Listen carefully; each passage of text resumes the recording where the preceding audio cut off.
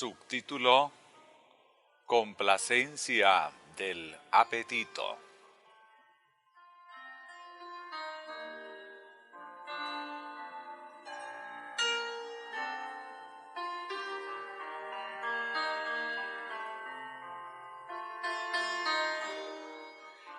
Queridos hermanos y hermanas, se me han mostrado algunas cosas con referencia a la iglesia de ese lugar. Se me presentaron casos individuales que en muchos respectos representan los casos de numerosas personas. Entre ellos estaban el de la hermana A y su esposo. El Señor lo impresionó con la convicción de la verdad. Se sintió encantado con la armonía y el espíritu de la verdad, y recibió bendiciones al confesarla. Pero Satanás se le acercó con sus tentaciones en lo referente al apetito.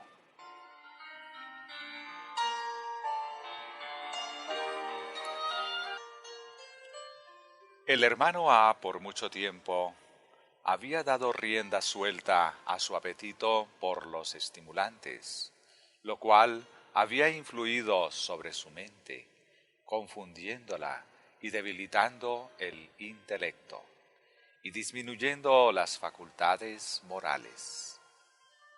La razón y el juicio cayeron bajo el dominio del apetito depravado y antinatural, y su derecho divino, su masculinidad, dada por Dios, fue sacrificada a los hábitos de intemperancia.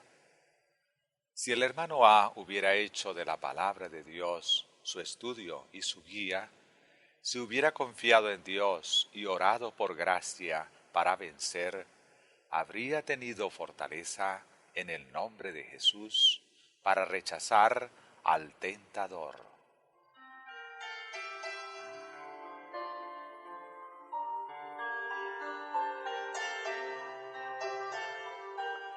Pero el hermano A nunca comprendió los elevados derechos que Dios tiene sobre él. Sus facultades morales se debilitaron por sus hábitos de comer y beber y por su disipación. Cuando abrazó la verdad, tenía que formar un carácter para el cielo. Dios lo iba a aprobar. Él tenía una obra que hacer en su propio favor que nadie podía hacer por él. Debido a su estilo de vida, había perdido muchos años de precioso tiempo de prueba, durante los cuales podría haber obtenido una experiencia valiosa en asuntos de religión y un conocimiento de la vida de Cristo y del infinito sacrificio hecho en favor del hombre, para librarlo de las ataduras que Satanás había echado sobre él y permitirle glorificar su nombre.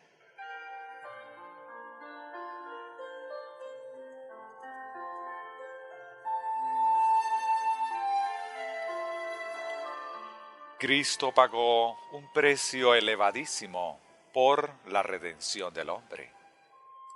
En el desierto de la tentación sufrió las más agudas punzadas del hambre, y mientras se hallaba debilitado por el ayuno, Satanás estuvo a su lado con sus diversas tentaciones con las que procuraba asaltar al Hijo de Dios para aprovecharse de su debilidad y vencerlo, echando así por tierra el plan de salvación.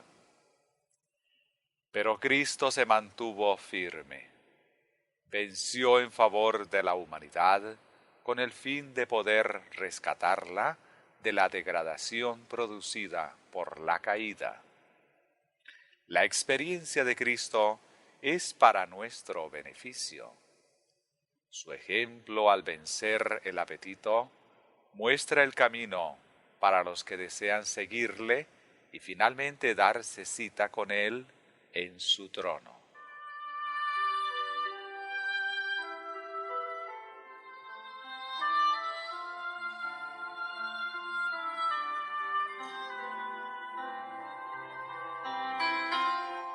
Cristo sufrió hambre en el sentido más pleno. Por lo general, la humanidad tiene todo lo que necesita para mantener su existencia. Y sin embargo, tal como nuestros primeros padres, desean lo que Dios quisiera evitarles porque no es lo mejor para ellos.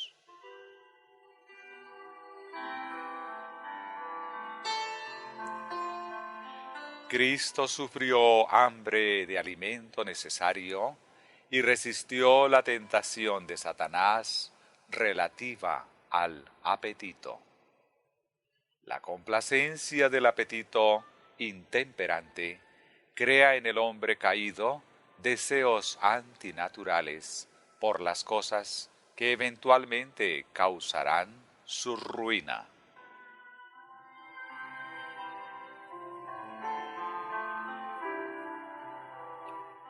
El hombre salió de la mano de Dios perfecto en todas las facultades y por lo tanto en perfecta salud.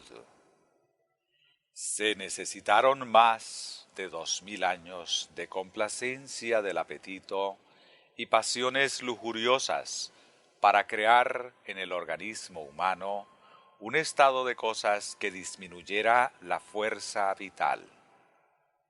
A través de generaciones sucesivas, la tendencia descendente se aceleró.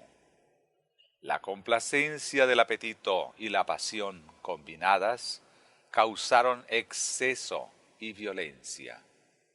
El libertinaje y las abominaciones de todas clases debilitaron las energías y trajeron sobre la humanidad enfermedades de todo tipo, hasta que el vigor y la gloria de las primeras generaciones desaparecieron. Y en la tercera generación desde Adán, el hombre comenzó a mostrar señales de decadencia. Las generaciones sucesivas posteriores al diluvio se degeneraron más rápidamente aún.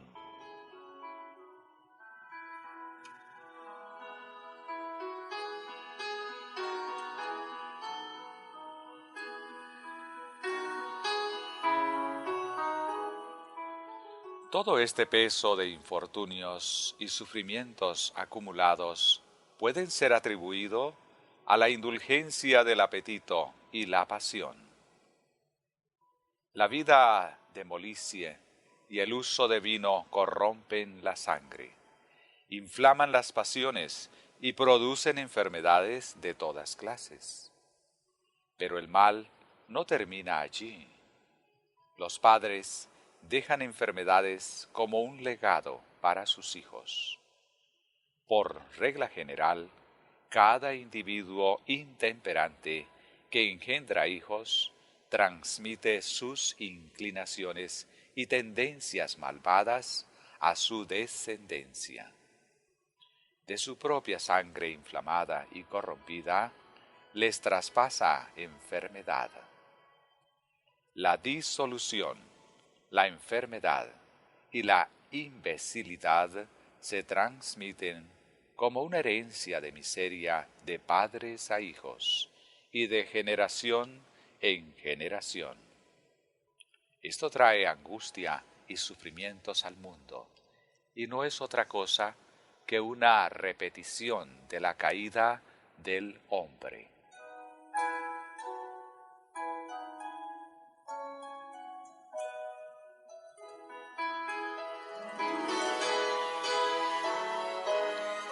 La transgresión continua de las leyes de la naturaleza es una transgresión continua de la ley de Dios. El actual peso de sufrimiento y angustia que vemos por doquiera, la deformidad, decrepitud, enfermedades e imbecilidad que en la actualidad abundan en el mundo, lo hacen ser, en comparación con lo que podría ser y lo que Dios deseaba que fuese, un lazareto. Y los miembros de la generación actual son débiles en sus capacidades físicas, mentales y morales. Toda esta miseria se ha acumulado de generación en generación, debido a que el hombre caído quebranta la ley de Dios. Por la indulgencia del apetito pervertido, se cometen pecados de la mayor magnitud.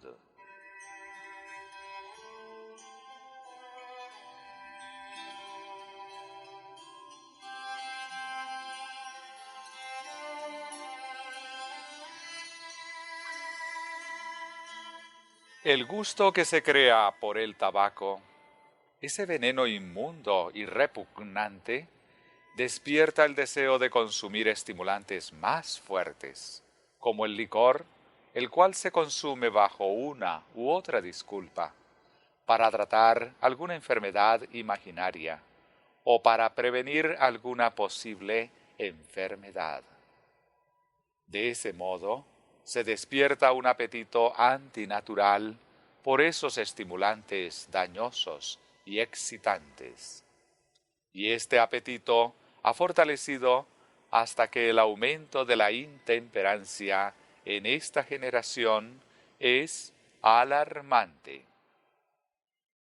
Por todas partes se ven individuos que beben licor y que aman toda clase de bebidas alcohólicas. Su intelecto está debilitado, su fuerza moral disminuida, sus sensibilidades entontecidas, y los derechos de Dios y del cielo no se distinguen, ni se aprecian las cosas eternas.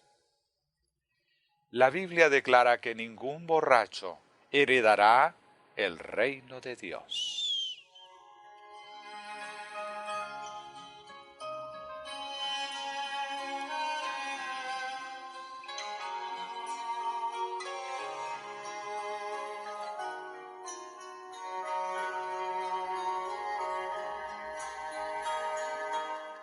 El tabaco y el licor entontecen y corrompen a quienes los usan. Pero el mal no se detiene allí.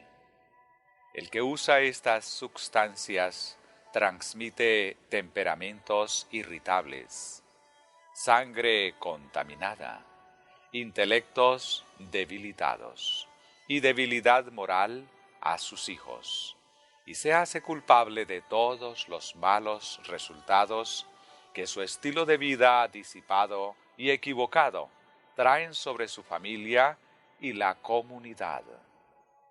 La raza humana gime bajo el peso de la aflicción acumulada debido a los pecados de generaciones pasadas.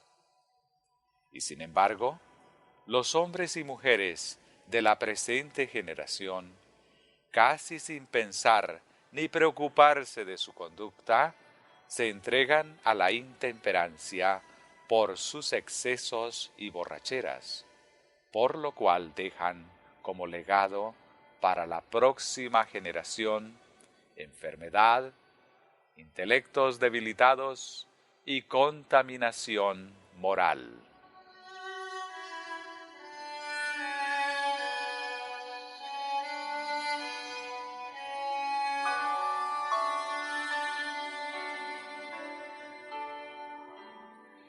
La intemperancia de cualquier tipo es la peor clase de egoísmo. Quienes verdaderamente temen a Dios y guardan sus mandamientos, miran estas cosas a la luz de la razón y la religión. ¿Cómo podría cualquier hombre o mujer guardar la ley de Dios, que requiere que los hombres amen a sus prójimos como a sí mismos, si practican la indulgencia del apetito intemperante que nubla el cerebro, debilita el intelecto y llena el cuerpo con enfermedad? La intemperancia inflama las pasiones y da rienda suelta a la lujuria, y la razón y la conciencia se ven cegadas por las pasiones más bajas.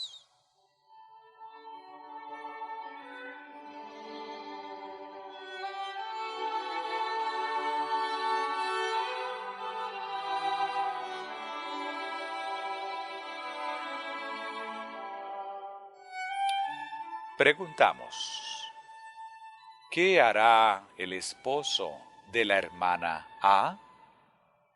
¿Venderá como Esaú su primogenitura a cambio de un plato de lentejas?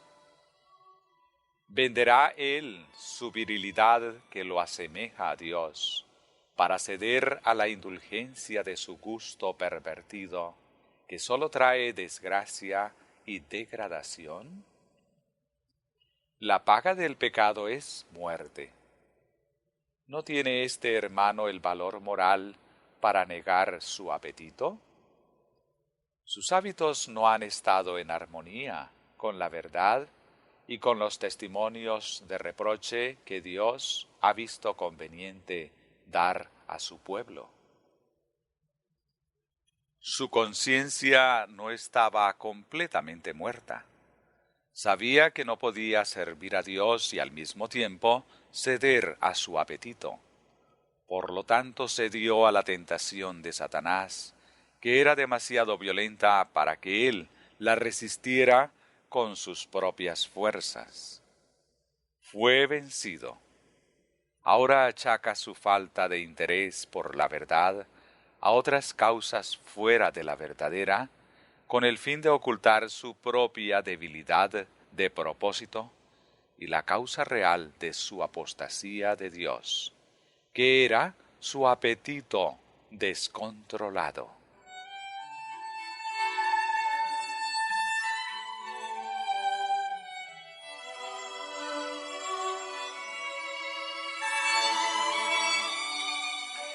Es en este punto donde muchos tropiezan, vacilan entre la negación de su apetito y su indulgencia. Y finalmente el enemigo los vence y abandonan la verdad.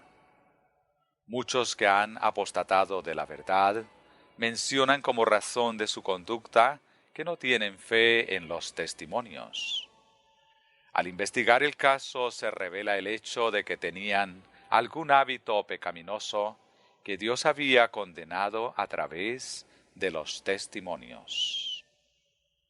La pregunta que se levanta entonces es, ¿entregarán su ídolo que Dios condena? ¿O continuarán en su camino equivocado de indulgencia y rechazarán la luz que Dios les ha dado, reprobando precisamente las cosas en que se deleitan? La pregunta que deben resolver es, ¿me negaré a mí mismo y recibiré como provenientes de Dios los testimonios que reprueban mis pecados? ¿O rechazaré los testimonios debido a que reprueban mis pecados?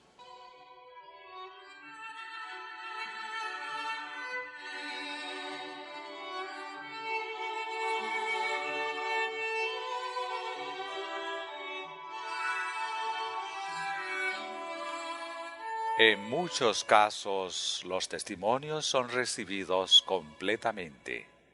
El pecado y la indulgencia se quebrantan y comienza inmediatamente la reforma en armonía con la luz que Dios ha dado. En otros casos, se atesoran indulgencias pecaminosas, se rechazan los testimonios y muchas excusas que son falsas se ofrecen como la razón para negarse a recibirlos. Pero la verdadera razón se esconde. Es la falta de valor moral, la ausencia de una voluntad fortalecida y controlada por el Espíritu de Dios, la que les impide renunciar a sus hábitos dañinos.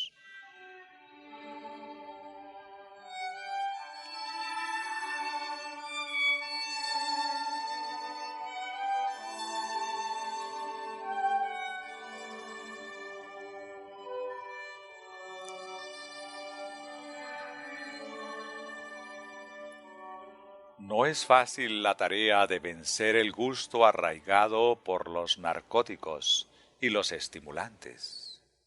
Únicamente en el nombre de Cristo puede ganarse esta gran victoria. Él venció para beneficio del hombre en el largo ayuno de casi 6 semanas en el desierto de la tentación. Él se compadece de la debilidad humana.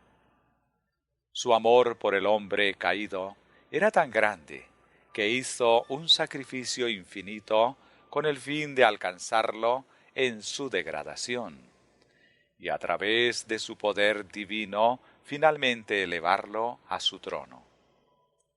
Pero es tarea del hombre determinar si Cristo podrá cumplir en su favor aquello que es perfectamente capaz de hacer.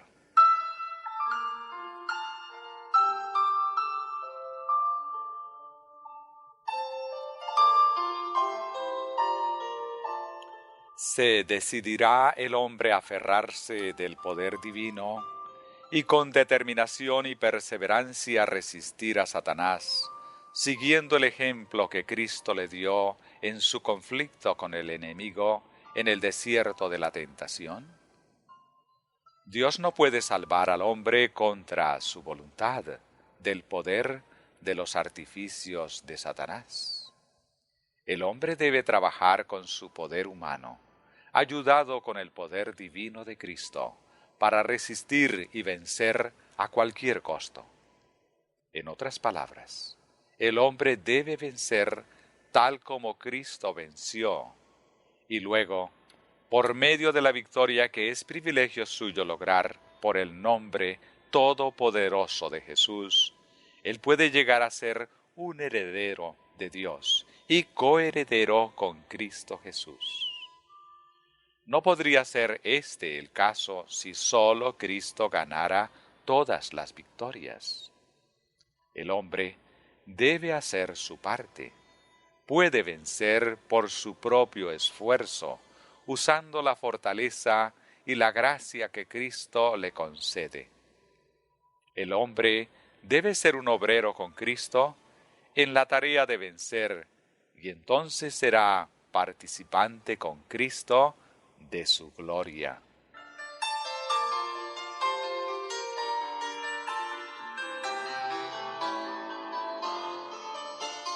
La obra en que estamos empeñados es sagrada. El apóstol Pablo exhorta a sus hermanos diciéndoles: Así que, amados, puesto que tenemos tales promesas, limpiémonos de toda contaminación de carne y de espíritu, perfeccionando la santidad en el temor de Dios. Segunda de Corintios 7:1. Mantener la pureza de nuestro espíritu como templo del Espíritu Santo es un deber sagrado para con Dios.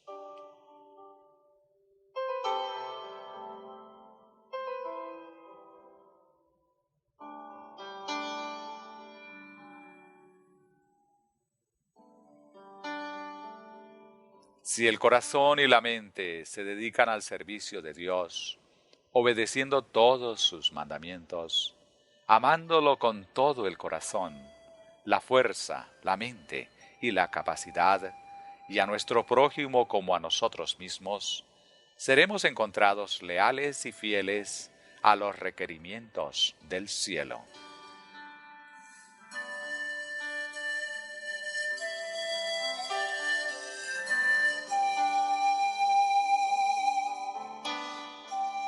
Además, dice el apóstol: No reine, pues, el pecado en vuestro cuerpo mortal, de modo que lo obedezcáis en sus concupiscencias. Romanos 6, versículo 12.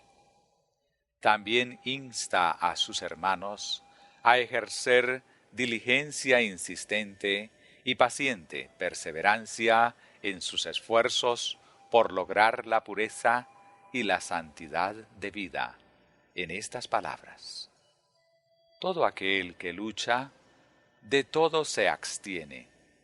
Ellos a la verdad, para recibir una corona corruptible, pero nosotros una incorruptible.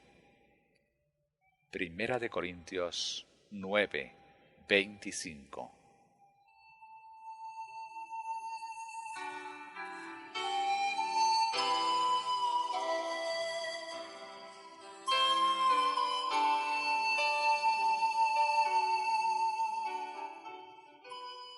La lucha del cristiano.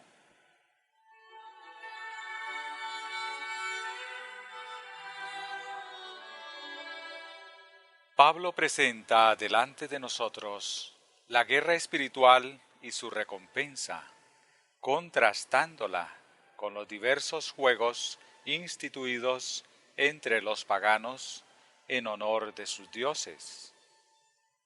Los jóvenes que se preparaban para esos juegos practicaban la abnegación más absoluta y la más severa disciplina. Se prohibía cada indulgencia que tuviera la tendencia a debilitar la fuerza física. A los que se sometían al proceso de entrenamiento no se les permitía vino ni comidas de preparación elaborada, ya que estas sustancias debilitarían en vez de aumentar el vigor personal, la actividad saludable, la fortaleza y la firmeza. Muchos testigos, reyes y nobles, estaban presentes en esas ocasiones.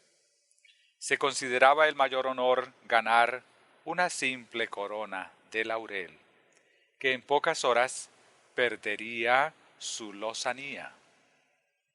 Pero aún después que los competidores, en procura de esta corona perecedera, habían ejercido severa abstención y se habían sometido a rígida disciplina con el fin de obtener vigor personal y actividad, con la esperanza de ser vencedores, aún entonces no estaban seguros de obtener el premio. Solo uno de ellos podía lograr el premio. Algunos podrían haber trabajado tan duramente como otros y haberse esforzado al máximo para ganar la corona de honor.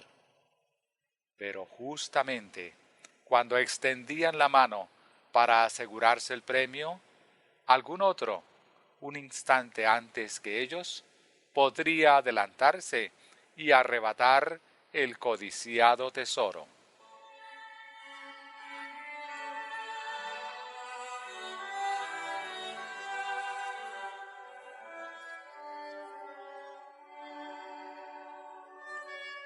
No es este el caso de la lucha cristiana. Todos pueden correr en esta carrera y pueden estar seguros de lograr la victoria y honor inmortal si se someten a las condiciones. Dice Pablo: corred pues de tal manera que la obtengáis. Primera de Corintios 9, verso 24. Luego explica las condiciones que se deben observar con el fin de tener éxito. Todo aquel que lucha, de todo se abstiene. Primera de Corintios 9, 25.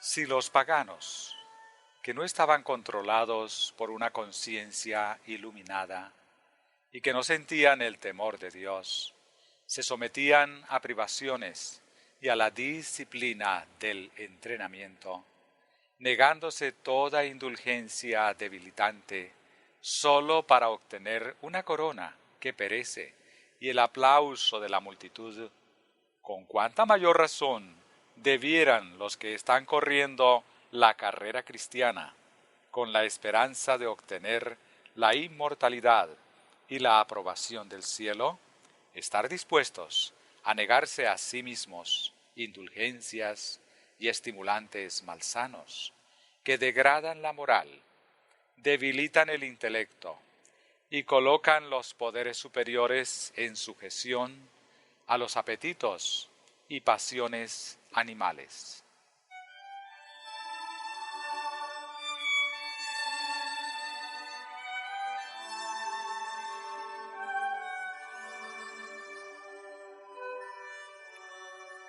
Multitudes en el mundo contemplan este juego de la vida, la lucha del cristiano.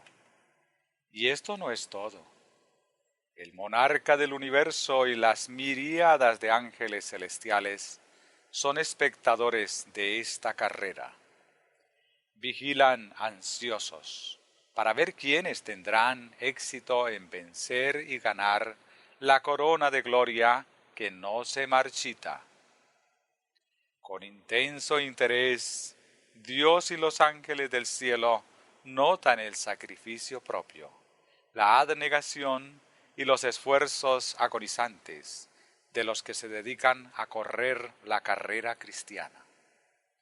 La recompensa dada a cada hombre estará de acuerdo con la energía perseverante y la fidelidad con que cumpla su parte en el gran certamen.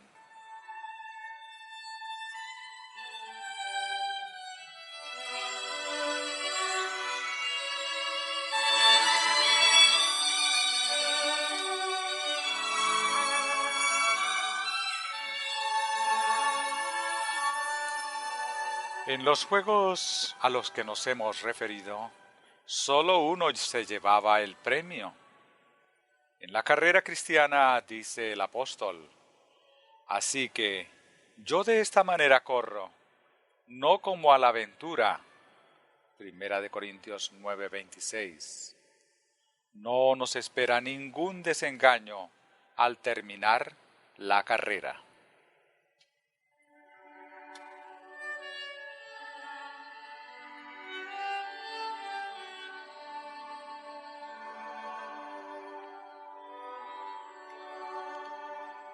A todos los que cumplan cabalmente con las condiciones que especifica la palabra de Dios y tengan el sentido de la responsabilidad de preservar el vigor físico y la actividad del cuerpo, con el fin de que sus mentes estén bien equilibradas y su moralidad sana, la carrera no es incierta.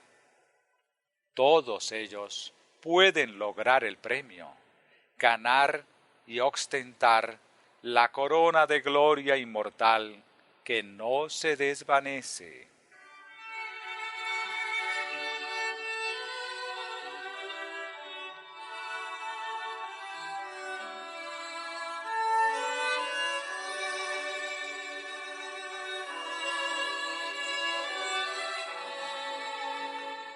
El apóstol Pablo nos dice que hemos llegado a ser espectáculo al mundo, a los ángeles y a los hombres. 1 Corintios 4, versículo 9. Una nube de testigos observa nuestra carrera cristiana. Por tanto, nosotros también, teniendo en derredor nuestro tan grande nube de testigos, despojémonos de todo peso y del pecado que nos asedia, y corramos con paciencia la carrera que tenemos por delante. Puesto los ojos en Jesús, el autor y consumador de la fe, el cual, por el gozo puesto delante de él, sufrió la cruz, menospreciando el oprobio, y se sentó a la diestra del trono de Dios. Hebreos 12, versículo 1 y 2.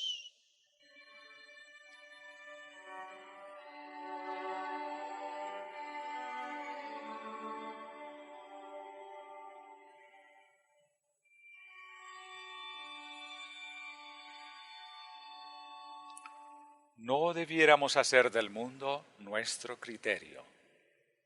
La moda es la indulgencia del apetito por alimentos ricos y estímulos artificiales, fortaleciendo de este modo las tendencias animales e impidiendo el crecimiento y desarrollo de las facultades morales. A ninguno de los hijos e hijas de Adán se les ofrece la victoria en la lucha cristiana, a menos que decidan practicar la temperancia en todas las cosas. Si hacen esto, no pelearán como uno que hiere el aire.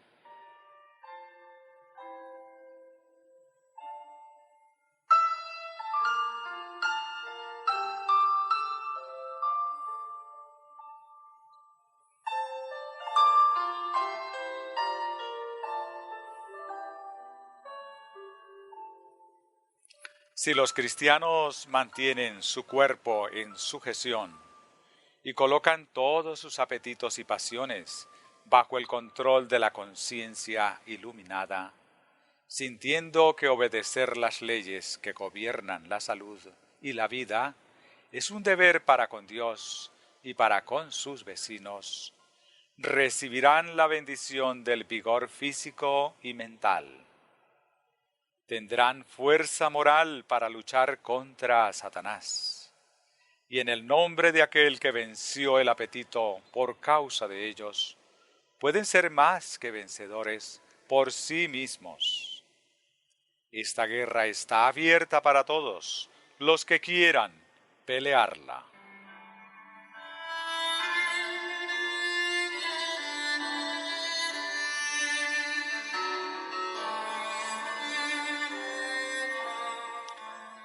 Se me mostró el caso del hermano B, que una nube de oscuridad lo rodea. En su hogar no se manifiesta la luz del cielo. Aunque él profesa creer la verdad, en su vida diaria no ejemplifica la influencia santificadora sobre su corazón. No posee naturalmente una disposición benevolente, afectuosa ni cortés. Su temperamento es muy poco favorable para él, su familia y la iglesia en la cual se siente su influencia. Tiene que hacer una obra en favor suyo que nadie puede hacer por él. Necesita la influencia transformadora del Espíritu de Dios. Nuestra profesión como seguidores de Cristo requiere de nosotros que probemos nuestros caminos y nuestras acciones, comparándolos con el ejemplo de nuestro Redentor. Será necesario que nuestro espíritu y comportamiento correspondan con el modelo que nuestro Salvador nos ha dado.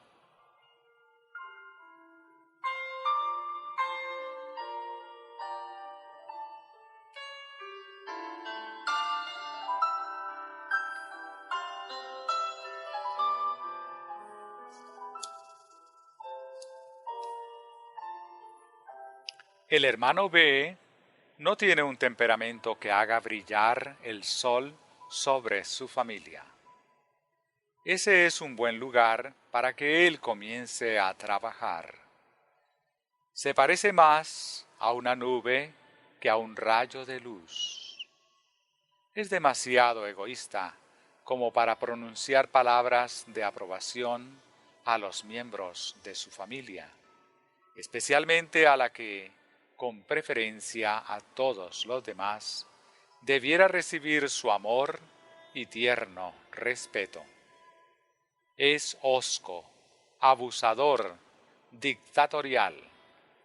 Sus palabras son frecuentemente cortantes y dejan una herida que él no procura sanar suavizando su espíritu, reconociendo sus faltas y confesando su mala conducta. No hace esfuerzos por salir a la luz.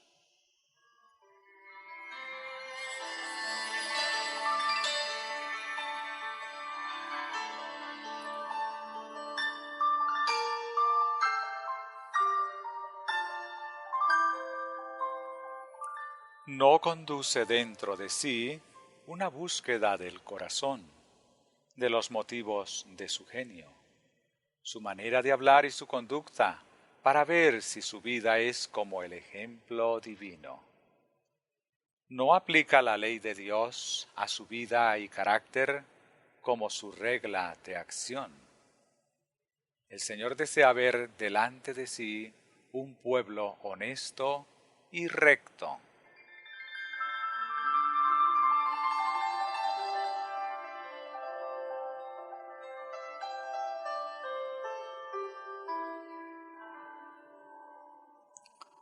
La hermana B debe luchar con muchas pruebas y con la debilidad de su propia naturaleza, y no debiera hacérsele más dura su suerte de lo que es necesario.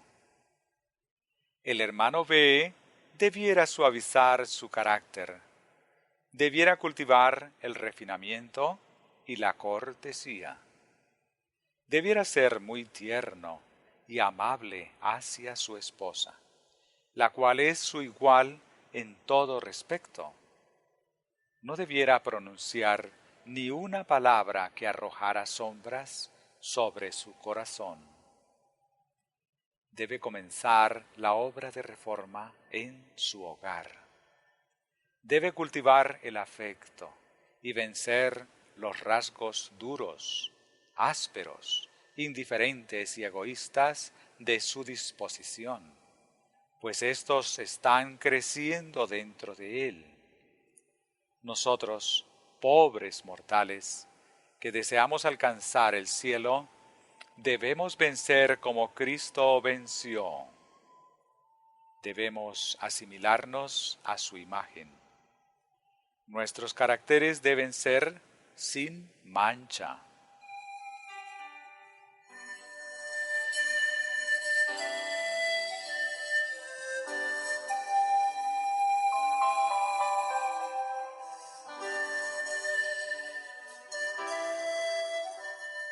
Se me mostró que el hermano B no tiene un sentido muy alto de la perfección de carácter que es necesaria para un cristiano.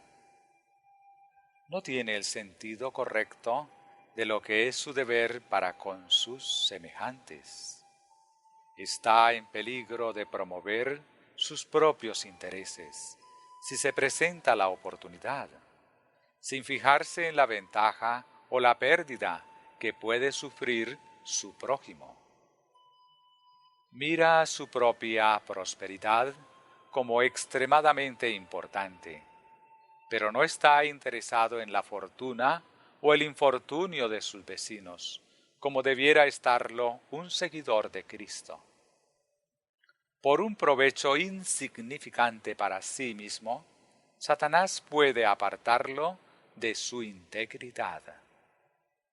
Esto oscurece su propia alma y trae oscuridad sobre la iglesia. Todo esto, Mateo 4:9, dice Satanás, será tuyo si te apartas de tu estricta integridad. Todo esto te daré si tan solo me complaces en esto, o haces y dices esto otro.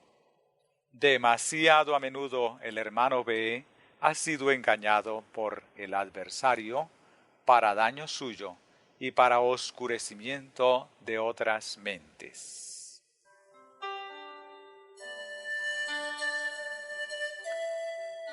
Hay algunos otros en la iglesia que necesitan ver las cosas desde un punto de vista más elevado antes que puedan llegar a ser espirituales y colocarse en una posición en la cual logren entender la obediencia a la voluntad de Dios y arrojar luz en vez de proyectar una sombra. El hermano B necesita ungir sus ojos para que pueda discernir claramente las cosas espirituales y también las trampas de Satanás. La norma cristiana es alta y exaltada. Pero he aquí que los profesos seguidores de Cristo la rebajan hasta el mismo polvo.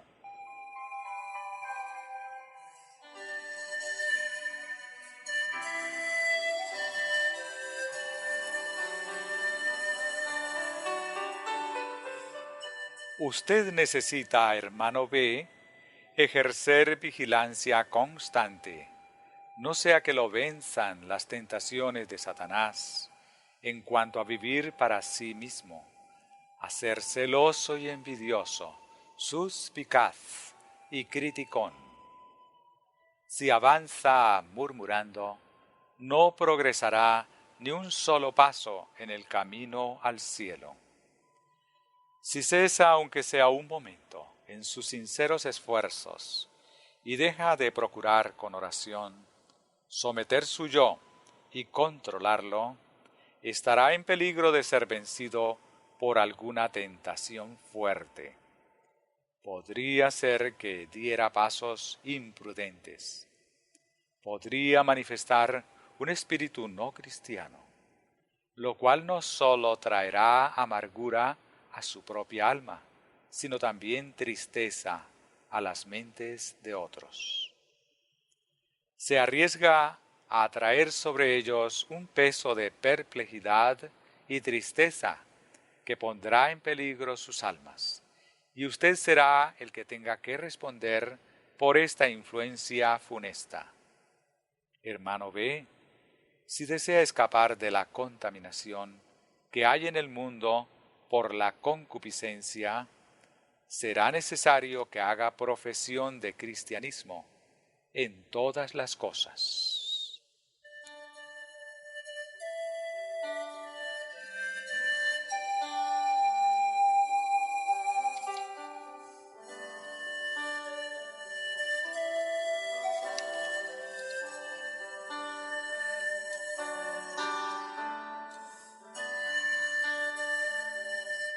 Usted podrá decir, es muy dura esta tarea.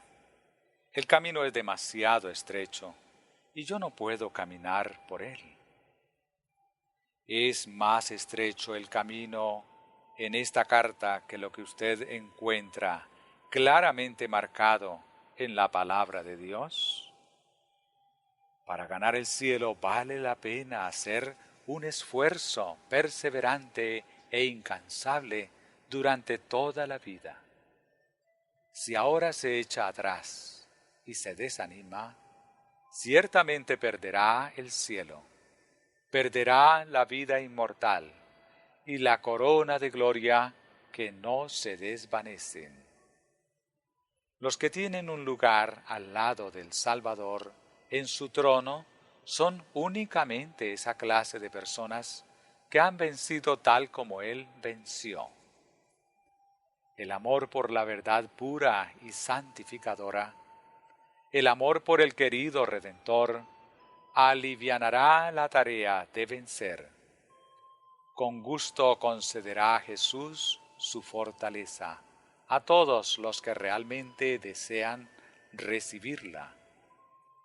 Coronará de gracia y paz cada esfuerzo perseverante hecho en su nombre.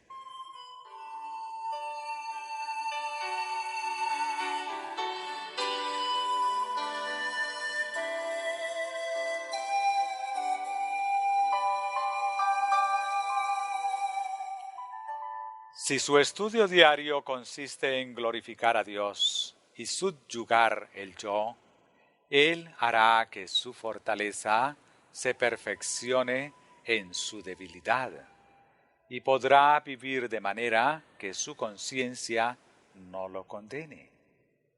Podrá tener buena fama entre los de afuera. Una vida circunspecta no sólo significará gran provecho para su propia alma, sino que además será una luz que brille sobre el camino de otros y les muestre la ruta al cielo.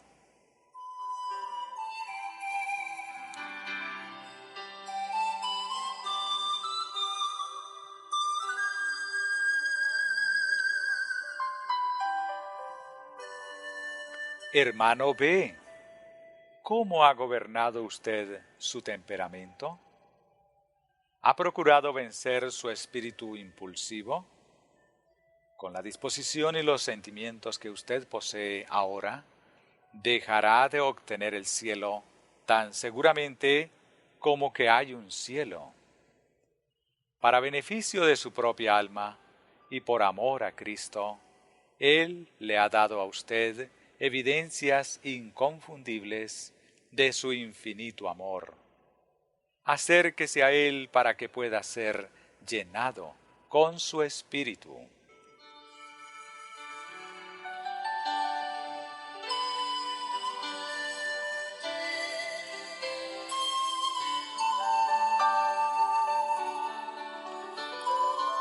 Cultive un espíritu de vigilancia y oración para que pueda representar correctamente la santa fe que usted profesa como seguidor de nuestro querido Redentor, el cual dejó un ejemplo en su propia vida.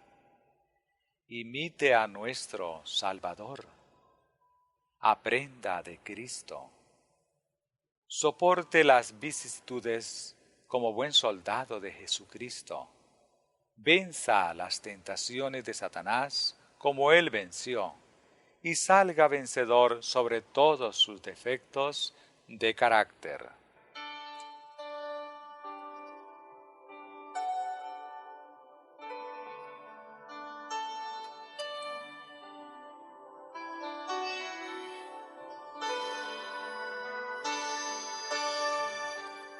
Cristo venció de manera perfecta.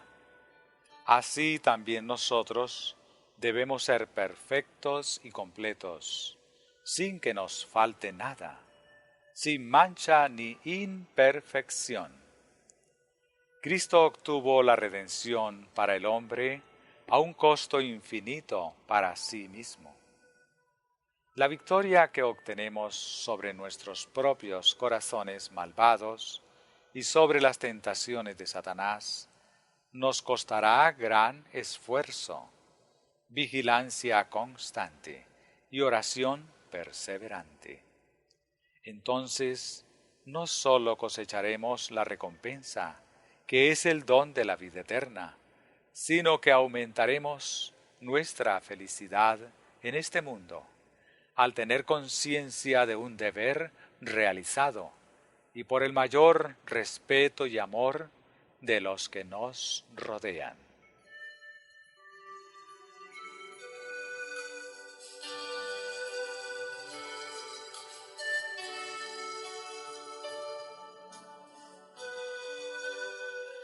Me fue mostrado que en la Iglesia existe una falta general de devoción y de esfuerzo sincero y empeñoso. Hay muchos que necesitan ser convertidos. El hermano C no es un apoyo y fortaleza para la Iglesia. No avanza en la vida divina como avanza en años. Ha profesado la verdad por muchos años y sin embargo ha sido lento en aprender y vivir sus principios. Por lo tanto, no ha sido santificado a través de la verdad.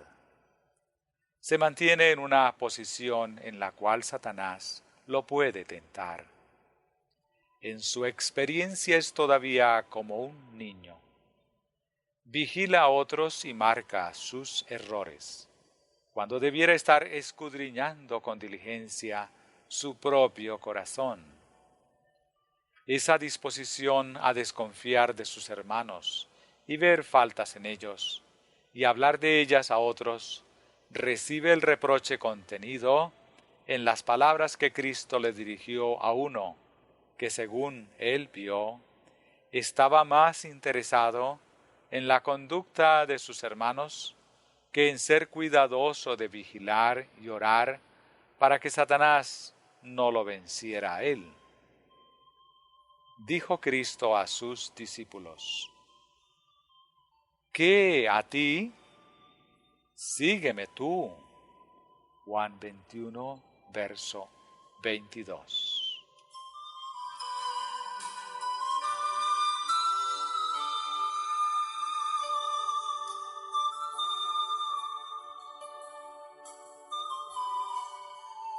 Debido a la debilidad de su naturaleza, todo lo que el hermano se puede hacer es guardar su propia alma y cerrar toda avenida por la cual Satanás pudiese ganar acceso para insinuar dudas con respecto a otros. Corre gran peligro de perder su alma al no lograr perfeccionar su carácter cristiano durante el tiempo de prueba.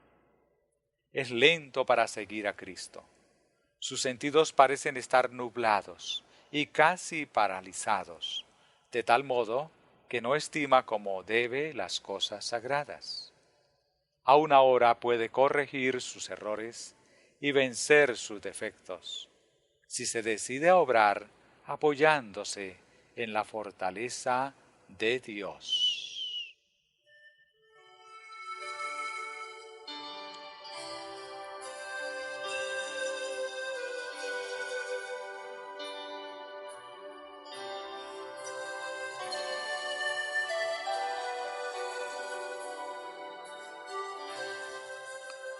Hay varias personas en la iglesia cuyos nombres no puedo mencionar, las cuales tienen victorias que ganar sobre sus apetitos y pasiones. Algunos hablan demasiado. Adoptan la siguiente posición: cuénteme y yo le contaré. Verdaderamente, una posición así es miserable. Si todos estos chismosos recordaran que un ángel los sigue, registrando sus palabras, habría entre ellos mucho menos habladuría y mucho más oración.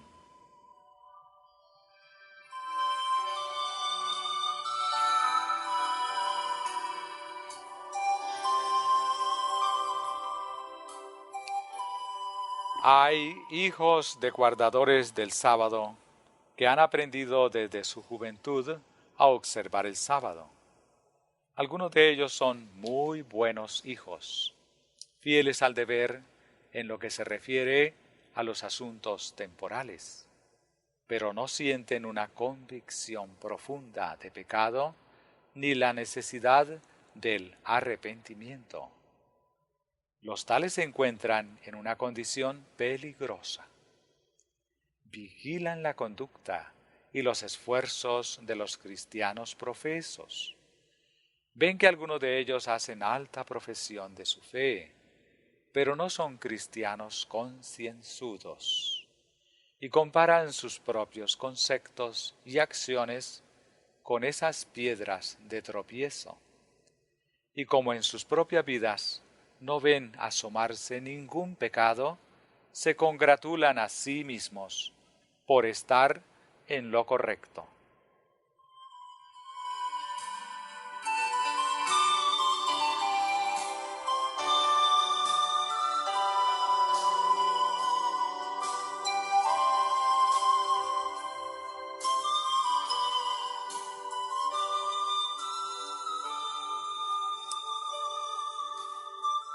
A esos jóvenes se me ha autorizado que les diga: arrepentíos y convertíos, para que vuestros pecados puedan ser borrados. No tenéis tiempo que perder.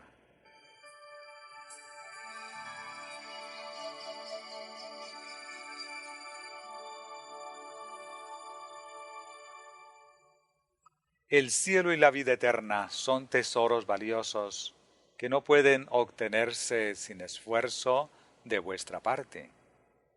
No importa cuán correctas puedan haber sido vuestras vidas, en vuestra calidad de pecadores tenéis que dar ciertos pasos. Se requiere de vosotros que os arrepintáis, creáis y seáis bautizados. Cristo fue enteramente justo, y sin embargo, Él mismo, el Salvador del mundo, le dio al hombre un ejemplo al dar los pasos que requiere de todo pecador, para que se convierta en un hijo de Dios y heredero del cielo.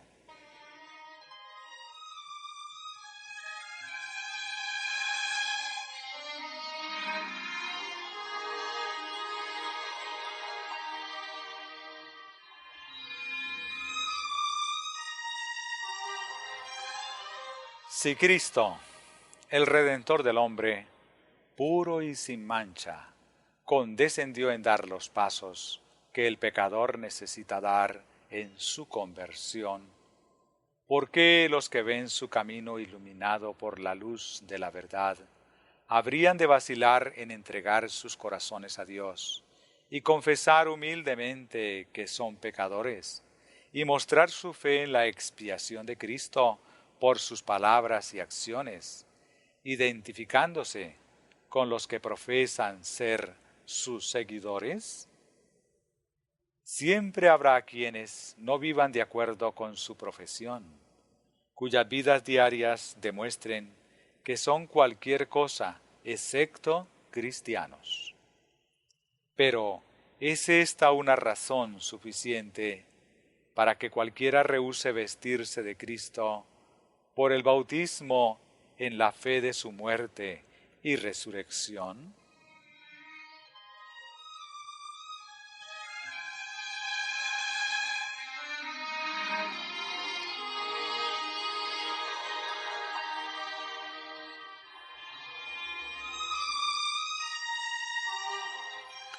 Incluso cuando Jesús en persona se encontraba en el mundo y andaba con sus discípulos y les enseñaba, había uno entre los 12 que era un demonio.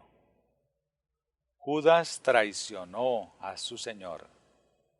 Cristo poseía un conocimiento perfecto de la vida de Judas. Conocía la codicia que Judas no había logrado vencer, y en sus sermones le dio numerosas lecciones sobre ese tema.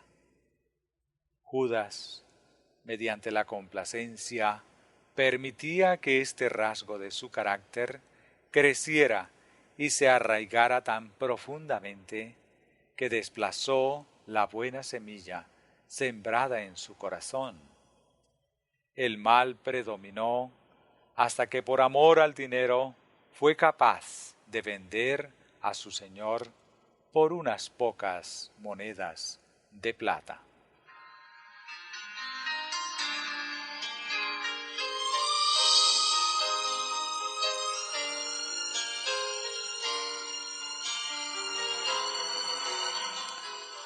El hecho de que Judas no tenía un corazón recto y que se hallaba tan corrompido por el egoísmo y el amor al dinero que fue inducido a cometer un gran crimen, no constituye evidencia de que no había verdaderos cristianos, discípulos genuinos que amaban a su Salvador y procuraban imitar su vida y ejemplo, y obedecer sus enseñanzas.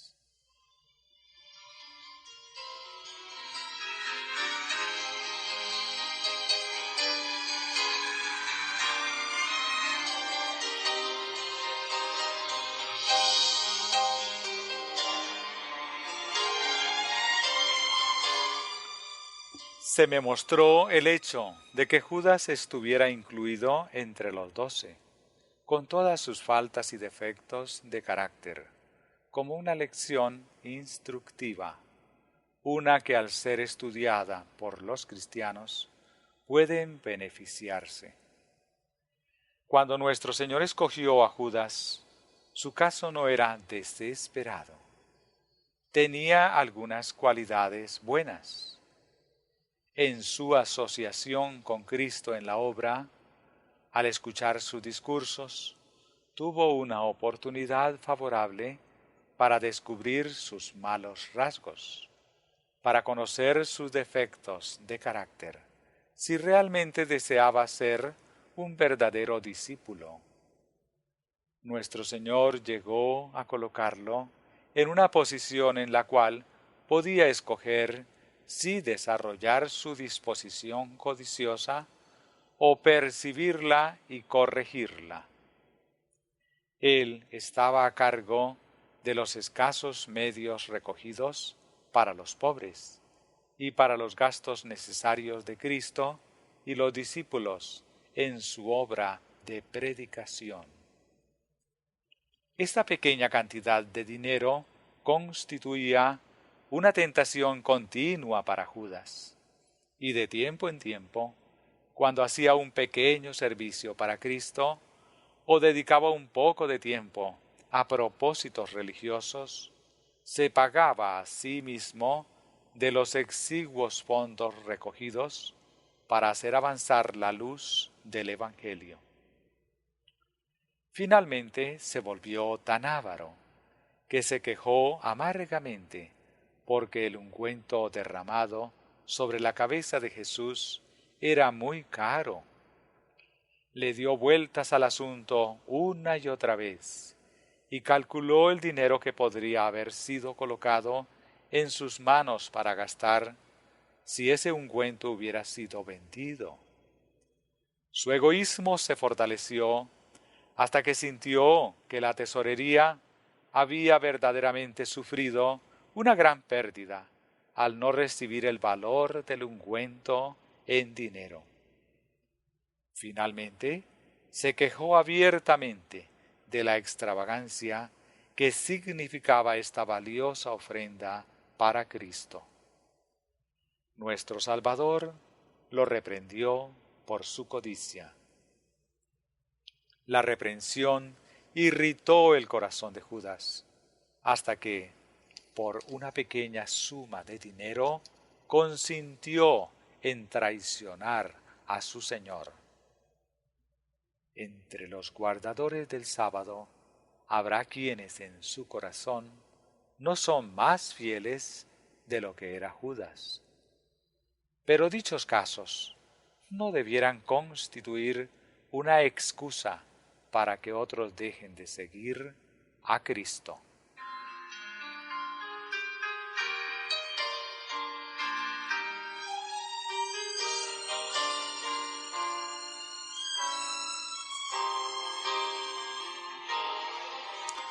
Dios ama a los hijos del hermano T, pero ellos se encuentran en terrible peligro de sentirse sanos, sin necesidad de médico. Confiar en su propia justicia nunca los salvará. Deben llegar a sentir la necesidad de un Salvador. Cristo vino a salvar a los pecadores. Dijo Jesús: no he venido a llamar a los justos, sino a los pecadores al arrepentimiento. Marcos 2, verso 17. Los fariseos, quienes se consideraban a sí mismos justos y que confiaban en sus buenas obras, no sentían la necesidad de un Salvador. Consideraban que su situación era suficientemente buena sin Cristo.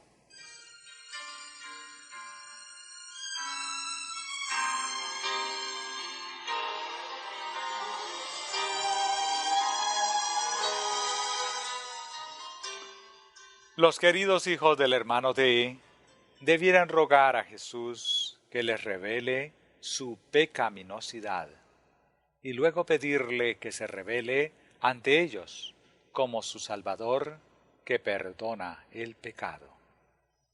Esos hijos preciosos no deben ser engañados y perder la vida eterna. A menos que se conviertan, no pueden entrar al reino de los cielos. Deben lavar sus ropas con el carácter de la sangre del Cordero. Jesús los invita a dar los pasos que los pecadores deben dar con el fin de convertirse en sus hijos. Él les ha dado el ejemplo en la vida, al someterse a la ordenanza del bautismo. Él es nuestro ejemplo en todas las cosas.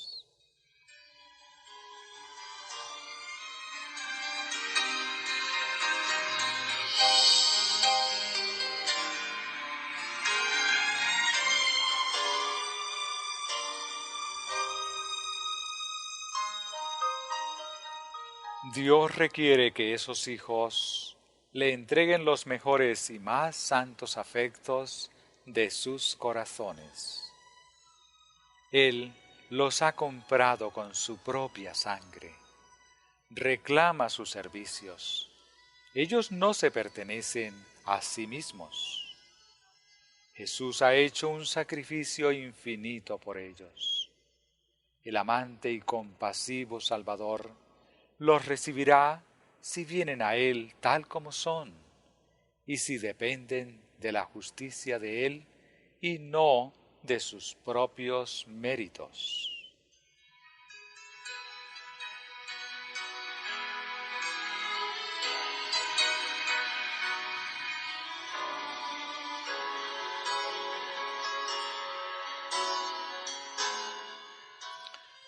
Dios ama y se compadece de la juventud y desea que encuentren felicidad en Él.